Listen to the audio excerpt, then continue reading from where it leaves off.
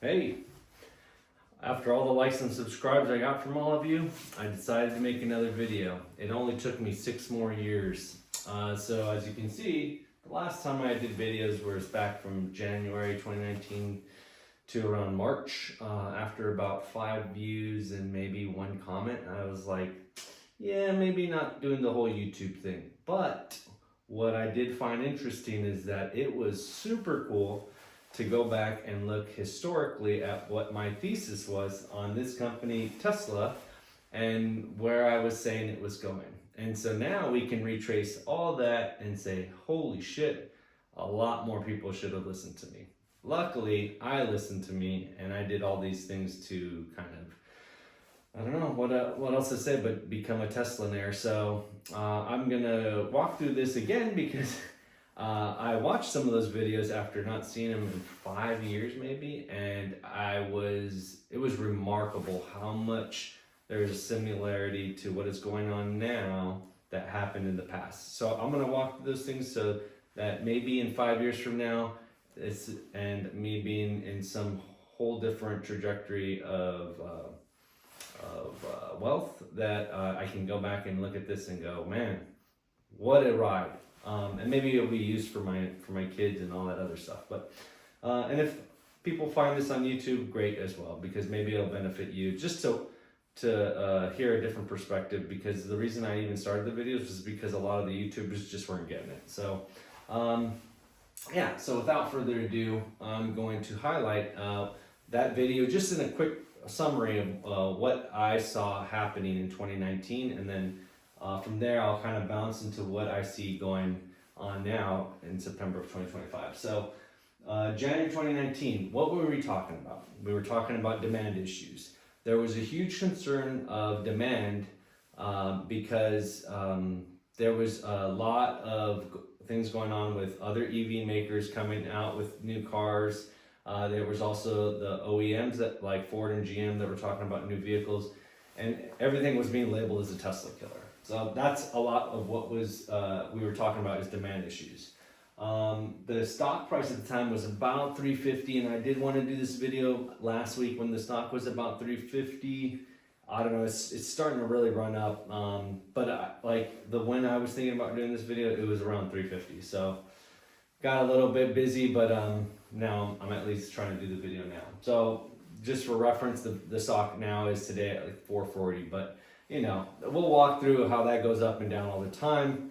You know, it's cool to watch, but honestly, it will also cause nightmares and just mess your life up if you are heavily invested in watching your wealth go down the drain and up and down. So, but we can all talk about that as well. But what else were we talking about? We were talking about VIN count. So at the time, what was great, everybody was following Tesla. Oh, by the way, Tesla jacket, right? Looking cool. Got that at a Tesla dealer. But yeah, so we were talking about VIN counts, and at the time VIN counts were a significant part because you could actually track all the VINs through different websites, and some of the YouTubers were doing that. So that was cool because you could kind of see what VIN was out, how many Teslas were being made, because that was the concern. What we were seeing back in 2019 is like, could they ramp up to mass production? That was like almost like, what if you look today, what is the problem? Can they get FSD across the finish line? It's kind of like what that comparison was. Can they make enough EVs to be profitable? Which honestly, they still are the only EV company to do today. So pretty big deal, right? Like that is something that you can look at as like kind of what was going on at the time and where people were placing the bet. Because at the time, and still today, no EV company is profitable. So take that for what it is. What we were also talking about is this crazy thing that came out, I think it was 2018, but it was real, maybe tail end of 2018, because it was just around the corner, but Elon had just had a proposed pay package that was being voted on. And at the time, everybody did vote for it.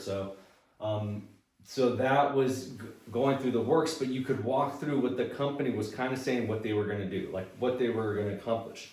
2025, what are we seeing? Another pay package, right? If you're not tracking, Elon accomplished every one of those incentives for the pay package, but Delaware courts actually, for some individual that had 9 shares, said null and void, we're not going to allow that. So what did Tesla do? They went back and voted all over again and said, and everybody voted, I think it was 71%, said yes, we still want to pay the guy what we told him we were going to pay him back from them.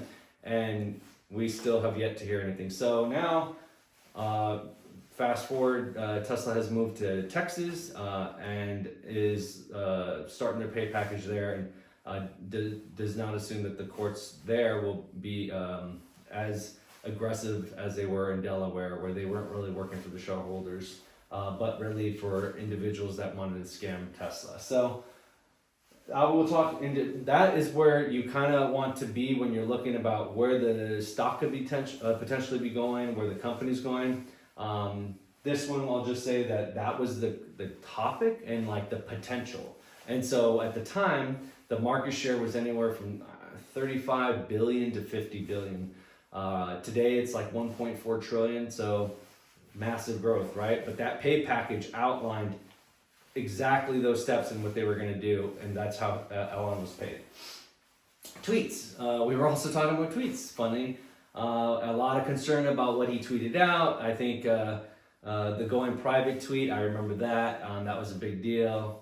I mean, if you think about it, I imagine that would have happened. It would have been crazy.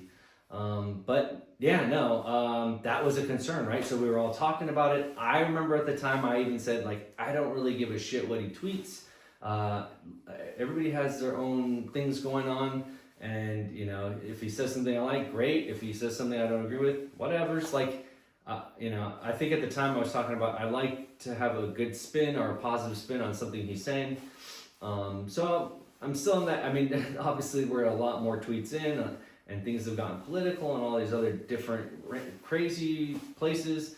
But honestly, it hasn't bothered me. I don't really, like, I don't base it on that. I base it on like what he does for the company and how valuable it is to the company. So I guess like the tweets, while it's a topic, I guess that could come up. I honestly, you could either advocate on why he might feel that way or why he's in that direction, which I always like to do when I think about what he's tweeting.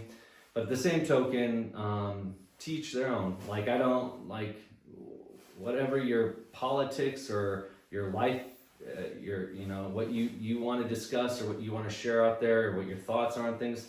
That's all about. That's fine. Why am I going to judge people when I have friends from all different political spectrums, and I just don't think it should be such a factor when you're looking at a company and you're looking at the CEO. I think you need to, like, does he execute? And like, the guy executes. I mean, if you want to say he doesn't, then you're just like blindly a fool, and you really shouldn't even watch my video, and you shouldn't even invest in Tesla, and you shouldn't even think about anything. But if you look at the 5 companies, boring companies, SpaceX, Neuralink, Tesla, and then what's the else he has? He has, I'm pretty sure he has one more, and X, right? X, which owns now Twitter. I mean, there's just a range of things he's done and accomplished, and you know, I could go on. That could be a whole video in itself. But bottom line is, the guy is an executioner when it comes to building companies that are like multi-billion-dollar companies. So I don't want to go down a pipeline because there's a lot to cover. But bottom line is, like, yeah, Elon pay package, his tweets, whatever. Like, even now, I'd say whatever. Ignore that shit. Don't let it fool you. Like, focus on the company itself and what they're trying to do.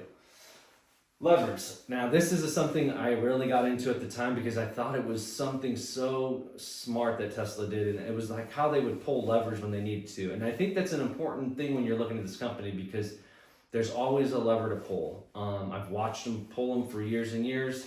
I feel like, you know, it's hard to see what lever they pull now, because honestly, we've gone through issues where the company isn't making, like, they're not just continuously mass producing cars and it's going up. We've seen like a steady drop off and ups and downs. So, you know, the company's changing all the time. I think, honestly, EVs are not like the trend.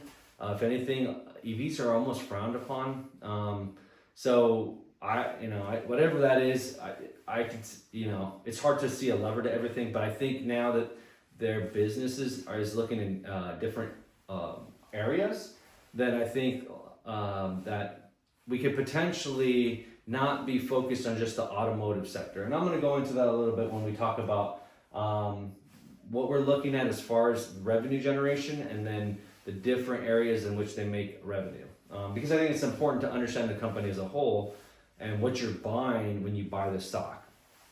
Restructuring due to tax credits. So funny thing, again, they were actually they were doing a tax credit, were going away because it reached over 200,000 vehicles. So after 200,000 vehicles, the tax credit didn't apply anymore. So I was like one of those guys that got a Model 3 and got the tax credit, but when I bought my Model Y, no more tax credit. So that happened, and so we're in that trend again where at the end of this month, I picked up a Cybertruck because it's the end of the tax credit, and that is pulling a massive amount of demand. I just saw a picture today where tons of cars on the lot because they're probably going to do really good this quarter. It's looking, I'll throw a number out there because they're talking about, I think the estimate's 440,000, but we could see anywhere from 475,000. Honestly, where I think we're going, the number's not significant anymore. I remember at the time I was very focused on those numbers because the way I was looking at the companies, we're going to go to 10 million cars, just like Toyota. And so I saw that pipeline and how it was going to go down and go on that path. And we're just in a different, we're in a different area. We're in a different space now where, sure, that can still happen, but it's not the focus anymore because there's a lot bigger piece of the pie to be had when we're talking about the transportation. And I think that's where we're going, is transportation as a service. And I did talk a little bit about software as a service and how Tesla was going to be doing that, which was good. It's a good catch. So there's some areas where I want to say like I was tracking right. There's some areas where I was like, that's what the company had said they were doing, but that's not the case, or maybe it's just taking longer. So just food for thought. When you look at these things, nothing's 100% right. You have to go into it open-minded, and then you have to figure out where you're gonna place your bet. The stock market has worked great for me. I've done really well. So honestly, I like placing my bets versus just going on mutual funds. And I have videos talking about that, but yeah. Bottom line is do the Warren Buffett thing and pick 4 or 5 stocks and stick with them. All right, so at the time, I think I was so you'll see my energy in some of those videos if you go back and watch, but my energy was super pumped, and then, I think we got to 250, and, I was 290, and that was like one of my last videos, and things, Tesla, and go look, it's a spike up and down all the way through, but if you also go look, what had happened, right, and I didn't mention this earlier, but we went from the stock price being at 350, and then it went all the way up to like 1,000 something. It split 5 to 1, dropped to 200, went up to I think $800 again, then split again 3 to 1, and then now we're at growing again. So it's like, and you might not understand this if you're not familiar with the stock market, but stock splitting is what happens when you want to lower the share price so that an individual can come in, and I do this all the time. I might get paid a dividend from a company, and it might be like Disney that pays me $200 every month or quarter. It's probably more quarterly.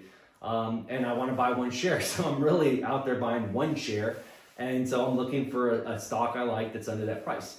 Some companies don't do that, like Costco. They're $1,000 a share because they actually don't like that trend. So what they do is they keep their stock price high. But most of the companies like Apple, Tesla, Nvidia, they're all low price so that younger people can actually get a few shares. And I think that's actually a benefit to us. Well, I say us, but younger folks. But yeah, so that's why the stock split. And I actually looked it up. How many times has Tesla split? Twice, right? A 5 to 1 and a 3 to 1. But go look at Microsoft. It's split 9 times. Apple split 5 times, so there's room to run and there's room for more splits. So understand, when I say I was talking about 350, I was really talking about what the stock would be at like $22, and right now it's at 400. So big differences, right? And I never sold a share until only recently, where I almost told myself I have to start giving myself a little bit of something just to know that I could sell, because I felt like I was never, I was the diamond hands guy holding forever and millions, and then like just holding. And so I was like, okay, I'm going to sell, like when it goes to 300, I'm going to sell, you know, $20,000 worth of shares just to say I could do it. And I did it. And then it went to 400, then I did it, then 450. So every $50 I sold. And then, so after 3 sales, it dropped all the way back down to the 200s. And I had made but I sold $60,000, and I felt pretty good actually. I was like, man, I think this is good for me. It allows me to know that I can sell. I didn't go back and buy. I was thinking about it, but I'm like, that defeats the whole purpose. It can't always be about how much money, especially if you do really well. You got to find a way to like at least spend a little on some trips. I ended up buying the Cybertruck and paying it off, but like there's other ways to spend money, and I'm gonna keep doing that. So I have it on an Excel sheet every time, and I'm not gonna keep like do the sell when it gets back to 350. I'll wait till it gets to like 500 and sell 50 or 20,000 and do that all the way up. And that's a little bit of way you can celebrate in a way that's not gonna harm you, because honestly, you'll still have plenty of Tesla when you're doing really well. It's a way to just kind of capitalize on that wealth. So I would say, think about that if you invest heavily in companies and not so much on mutual funds and things for your retirement. All right, now we're at September 2025. Elon's got a new pay package. So I'll go over this pretty quickly, but right now it's 2 tranches. It's based on, it's 2 different areas. It's operational milestones and pretty much the market capitalization of the stock. So one, I'm going to say don't pay attention to is the market capitalization of the stock. Obviously, you're making a lot of money if the stock goes up, but you really should, like, I would never advise someone to buy a stock, focus on like the stock price. If you want to do trading and all that stuff, great, go do that. Like, nothing against that. I'm more of like the traditional investor that needs to know the company, what they're doing, how they're doing business, and do I see a growth of that business. I feel like that's allowed me to truly admire Tesla because they are a great business, and ignore the stock price because it's going to fluctuate. It's going to bounce like crazy. But so one of those is like a list from 2 to 2.5 to 3 to 3 trillion. So it goes all the way down to 8.5 trillion, right? We're at 1.4 trillion. So it's like almost 8 times, maybe seven times now of growth. But it's going to be great, right? It's going to be the largest market cap in the history of any company if it does that. And why do I say that is because this is the path. They're again laying out a path of where they're going with the company, right? So you want to pay attention to that because they're literally saying this is what we're going to do, and this is really a plan. Like they could say anything, but they're painting a picture for the CEO that is absolutely after this because he wants to own 25% of the company. He does not need money. The guy didn't need money since he sold Zip2. And he made 30 million at the time. He could have bought an island and be done, but he didn't. So he's really not focused on money, and so the money allows him to accomplish goals. And I think this allows him to ensure that Tesla will never be in the wrong hands, because that has happened if you look at his history. And I've read all the books on him. Milestones. So this is where I want you to really pay attention to, because I think this is where if we start to gain traction, this stock is not going to stop running until we get probably. I'd say it depends how fast they're starting to get at these milestones, but even one milestone, we're likely on the path to the 8 trillion. No joke. Like, and I'll pick the lowest one that I think is going to be the easiest, that I think they'll accomplish pretty soon if they get these robo-taxis out and they make a cheaper mass-produced model and the 20 million vehicle. I think right now they're at I want to say 8, anywhere from 8 to 11. That's a pretty wide number. I think it's like 8 to 9 million cars right now of total in Tesla. So they'd have to double that. That's going to take a minute, right? Any of these are going to really take a minute. But the ones that are going to generate a lot of money, and the ones I'm not really focused on, I'd say this one, the 20 million vehicles. I'm not focused on that because no matter what, eventually they'll get there. So that's like something that says, whatever, Tesla doesn't succeed, Elon's going to get probably the first bump of this and the 2 trillion. That's easy. Honestly, anybody could bet that in 5 years.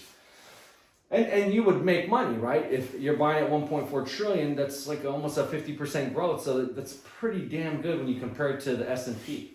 But what else are you getting? You're getting all this potential, right? So you gotta, sometimes that's how I look at things. Like, what am I buying that I think they could definitely lock in? And then what is the potential that I'm getting for free? And that's how I want you to kind of think about the scope of this. Is like, what do you get for free and what are you buying today?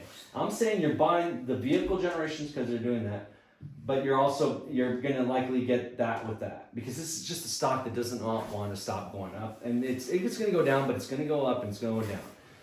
The one I think that needs to be paid attention to, and the one I think is the biggest deal, is the robo-taxis and operations. This will probably be the next one because, right, 10 million FSD subs, if they barely have 9 million cars out there, they're saying they probably need 20 million cars and 50% of them would have to have FSD. And even then, I'd say it, like, not everybody that even drives the car now has FSD. I think the percentage is like 10%. So even though the car drives itself perfectly today, and I drive it every day with FSD, people don't seem to purchase it. It's just not, they think they don't need it. It's just not a thing. So it might take getting a few robo-taxis, having a Tesla, maybe that'll help spur. But again, I'm going to say that this one's going to be next. The 1 million robo-taxis in operations, because they're going to make that robo-taxi next year. They're going to start sending it out. And that one, they're looking to generate at least a mass produce, probably 1 million a year by 2027. So this is the one that's going to get there. And this one does not work unless FSD is completely working. So what does that say? That says FSD is working, and they're so sure of it, they're going to throw massive amounts of money, and people are going to be able to buy these robo-taxis. And I don't know how that's going to really work. So again, you have to watch it closely. But if it works, it automatically shapes the next few things. Because what's going to happen next is they're going to get the 10 million subs. That's probably next. And in line, I think they're focused on the robo-taxis, and then they're going to the robots. The robots is honestly where I think even the 8 trillion is easy. Like, I think you're getting into 20 to 30 trillion. That's what Elon said. That's honestly the direction I think it's going, because once something that works 24/7 for you in your house, I would buy 2 today. Right now, even if it danced for me, I'd buy 1 at least just for the coolness. $40,000, dropped it. Like, a lot of people are gonna buy this fucking thing. And so 1 million robots is gonna be easy. It's gonna be so easy that I could see this one, if they start to have troubles, get prioritized, only because what comes with having a high share price is talent. And they need the talent to make the engineers, to make these robots. So while they have a lot of that foundation right now, I think they're not, it's not a completely done deal. They still need great engineers to do all this stuff. So I think that's what's going to happen. And I think it's a done deal. Once these robots are done, and they even got one of the elements of FSD, the company's on its way, and you can buy it at any time after that, and you're likely going to make money until it starts paying a dividend, but that's going to see a big chunk of change where the stock's going to make huge leaps and bounds, and it's going to be like, honestly, every day it's going to be going like to the candy store. I'm going to be like, oh my God, made another $1 million today. Like, that's crazy, right? Like, I could see it, I think the most I've made in one day is over $250,000. So I could see, that being a thing where it's going to blow my mind. So we'll see. I'm hopeful, right? It could all work out. It could also all, fall apart. Hard to see that, because I could see another company coming swooping up, but possibilities. You can't be too optimistic. But the next thing is, after that, they get into actually generating cash flow. And so I just want to throw out there, right now they're making 11.36. So it's EBITDA. So what that is earnings before interest, taxes, depreciation, or amortization. So I had to look up the last two. Depreciation, think about it as a robo-taxi. If they own that robo-taxi, and the example is $25,000, they're going to say it's losing value $5,000 every year. So they're going to take that $5,000 off the amount. And so let's say they made $40 billion in EBITDA, but that's like has a large chunk of robo-taxis. They're going to have to take out like about $5 billion per per robotaxi per year as the value of the vehicle loses. The value of the vehicle has a loss of like $5,000. So that's what depreciation is. Amortization, same thing, but for software. Think about a value associated. So that's how they kind of generate these to give you like a no kidding. Here's what we made profitable, and that gets all the way to 400 billion. And there's no company right now other than Saudi Aramco. I think they're not 400 billion. I want to say they're like 200 billion,